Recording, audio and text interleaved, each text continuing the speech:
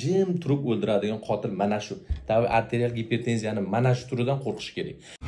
Mana hozir o'lchaganimizda qon bosimingiz 220 ga 120, lekin o'zingiz sezmayapsiz. Mana eng katta xavfli holat ham mana shu. Mana shundan xavotir olish kerak bo'ladi. Mana ilgari 140 gacha ko'tarilganda ko'nglim aylanardi, boshim aylanardi, boshim og'rirdi deyapsiz-da. Mana hozir hech narsani sezmayapsiz. Mana bu nemo, ya'ni soqov arterial gipertenziya. Bu jim turib o'ldiradigan qotil mana shu. Arterial gipertenziyani mana shu turidan qo'rqish kerak.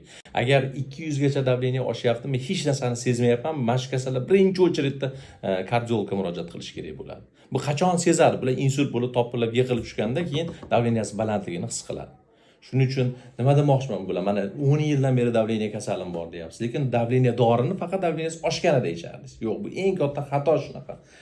Birinchi o'rinda siz uchragan doktorlar mana shu davleniyani xavfli kasalligini sizga singdirmaganda, sizga tushuntirmagan. Agar tushuntirganda edi, siz hozir mana shu 220 gacha davleniya chiqmagan bo'lardi. O'sha dorilaringizni vaqtida ichgan bo'lardingiz. Men endi dorilarni hozir belgilab beraman. Sizga keraklisini hozir mana tekshiruvlardan o'tasiz.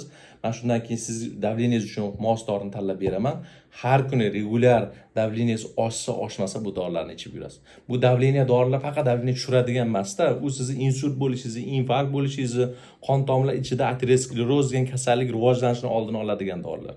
Yuragingiz kengayib ketishini oldini oladigan. Bizda bir noto'g'ri tushuncha bor. Davleniya dori faqat davleniyani tushiradi xolos. Yo'q, unaqa emas. Davleniya dori ko'p tomonlama ta'sirga ega.